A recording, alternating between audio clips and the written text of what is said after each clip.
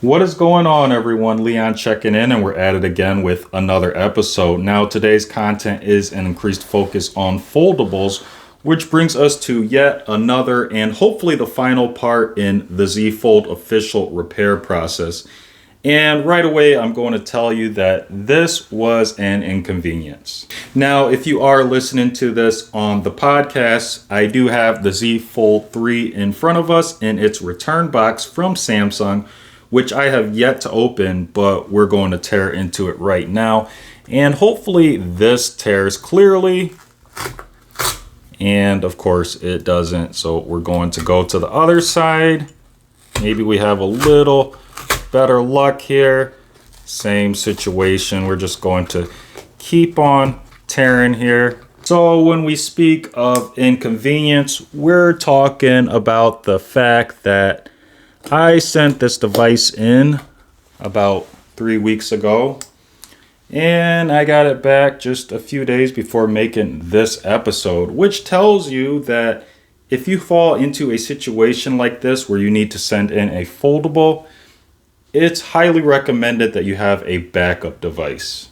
So now we have the package ready to open, but before we do so, I want to clarify that I haven't looked inside yet, so this will be as much of a surprise for me as it is for you. But before we do so, I want to talk more about the inconvenience of this whole repair process. Now, if you're watching this part of the series as the first part, I recommend going back to the previous two parts. That way you have more of an idea of what's going on. That being said, I had to send in the Z Fold3 due to a peel and display protector. And what's interesting about this is I was actually using the Z Fold3 as a backup because I had to send in my Z Fold4, which had an issue with the cover display that was unresponsive to touch. And this is just a good indicator of how unreliable foldables can be at the time. So while we're opening this, I do want to mention that if you are sending in your foldable to Samsung, there is a standard repair fee of $99. Now, when I sent my Z Fold3 in, the main display, which is when the device is unfolded, again, it had the peel and display protector, but the display still worked. I could interact with it with my fingers, but it was just peeling. So when Samsung got it, apparently the display itself was damaged, and this led to a needed repair that they were emphasizing for the LCD. So we have an LCD repair fee on top of the $99. And the LCD repair fee is estimated to be $258, which brings this to a subtotal of $357.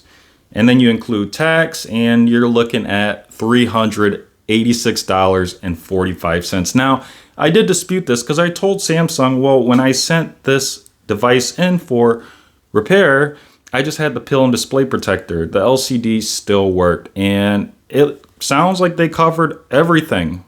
Everything was covered under warranty, although my Z Fold3 was out of warranty. So just an interesting thing going on there. If I hadn't fought for it, would I have been charged for the LCD, even though the LCD was still working, but we just had that peel and display protector? Was the LCD damaged as they were trying to fix it and they were trying to push it off onto me? I will never know, but this is something to keep in mind if you are looking at foldable devices. So let's talk more about what's in the box. So we've got the Z Fold3 here, and this is what you can expect. I will say that this packaging is actually very reliable.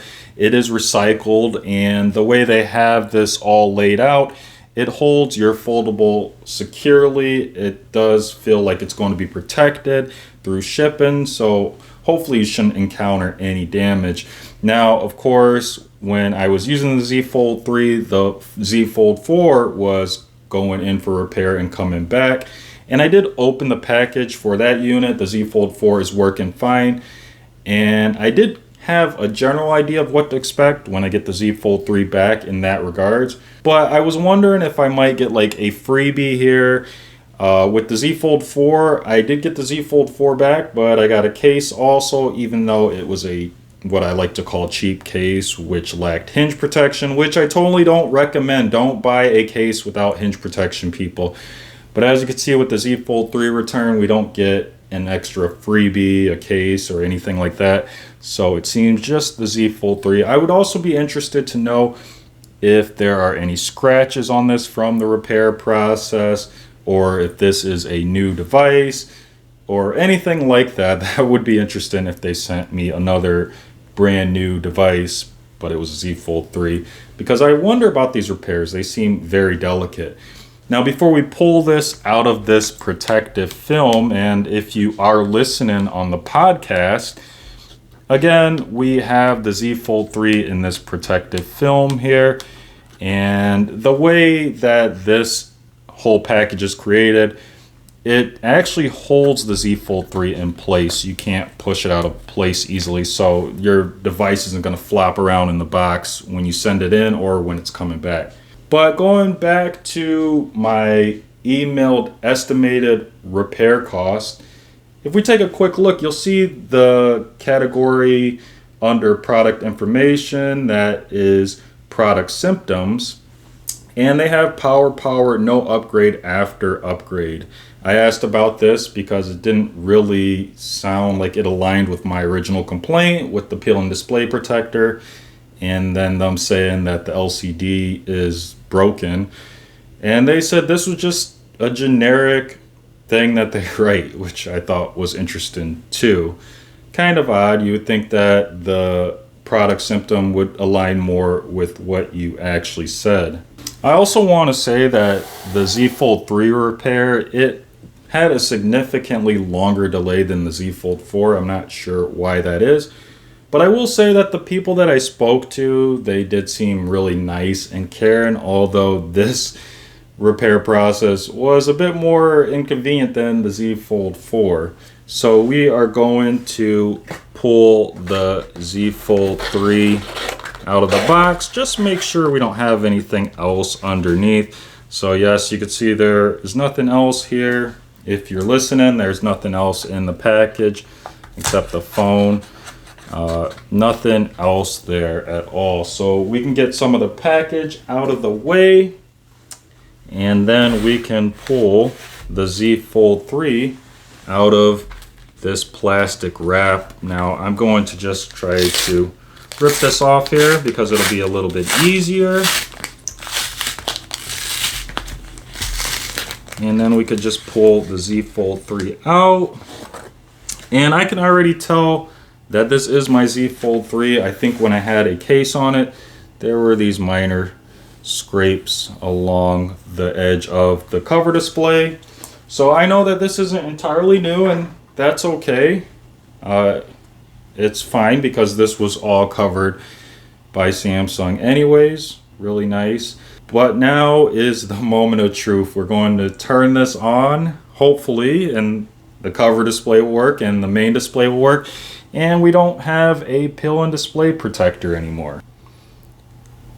And I am going to let everyone know that I did reset this device. Now, we're obviously hoping that the cover display turns on fine and the main display, when we unfold the phone, we won't see a peel and display protector, and that will work fine as well. So again, I did factory reset this whole device, so it's going to start up like a brand new device. And everything is looking good so far. We've got the welcome screen on the cover display, and now we're going to unfold, and the main display looks really good here too. I can also see that there is some protective tape along the edges. I'm going to try to take a closer look and see if maybe there's any scratches when they tried to repair this. Only reason I say that is I did take the Z Fold 4 to an iFixit, and when they tried to repair the cover display, they actually scratched the phone up. So this is something that you're also going to want to look for when getting a foldable repaired, because they are harder to repair. They are more delicate devices. Now, taking a closer look at the main display, everything is looking good so far. Of course, the peel and display protector is no more, and the LCD looks to be functioning perfectly so far, although we are only at the welcome screen. Again, I did factory reset this device before sending it in because that made me feel a little bit better versus just putting this device into maintenance mode. But I did take a look at the chassis itself. Everything looks good. There is a minor nick on this side of the chassis. I'm going to try to pull a little closer here, and we're going to try to zoom in a little bit better. So if we take a closer look, you'll see that we have a small nick right about there. It's actually hard to see. Now, I don't know if it's from me from when I possibly installed a case or removed a case. I can say with confidence that I've never dropped the Z Fold3 though, so I know it's not that. But is it a nick from when they repaired it? And well, I will say this is the only thing I found so far on this phone. And being realistic about the repair process, I do feel that these are difficult to repair. So if it is from when they repaired it, I'm okay with that. Again, the repairs were covered 100%. So I'm willing to take it. It's a lot better than when I went to a third party for the Z Fold 4. And I had quite a few scratches on that device. So that being said, I am going to install a brand new case on the Z Fold 3. I'm not sure I'll be keeping it that long. I may trade it in for the OnePlus Open. That's the next foldable I'm actually excited about. We have a few foldables coming. So again, we've got the OnePlus Open, or Fold it might be called. We've got the Google Pixel Fold, which I was really enthusiastic about. And then of course we've got the Z Fold 5 coming. So we've got a lot of foldables coming and a lot to be excited about. And I will give any updates about the Z Fold 3 if any issues do arise. But that is it for today's content. So if you enjoyed it and found it useful, please leave a like. If you have any questions or comments, as always, drop those down below and I'll do my best to answer them. Now, there are 3 ways you can support the content. The first way is to click on the Amazon storefront link in the description below. There you'll find items that I have bought or would buy, and anything you buy from the storefront does support the content. We also have some really cool lists over there that will help you create the ultimate loadout, so make sure you check it out. The next way you can show your support is by sharing this content with someone who might enjoy it or find it useful. And the last way you can show your support is by clicking the subscribe button. Now, liking and subscribing are important because those are ways to vote on whether you like the content. Liking and subscribing are also important for new viewers and listeners. If new viewers and listeners see likes and subscribers, they're going to think that the content is helpful, worth watching, and listening to. And as always, thanks for watching, and may the universe flow in your favor. And until next time, Leon checkin out.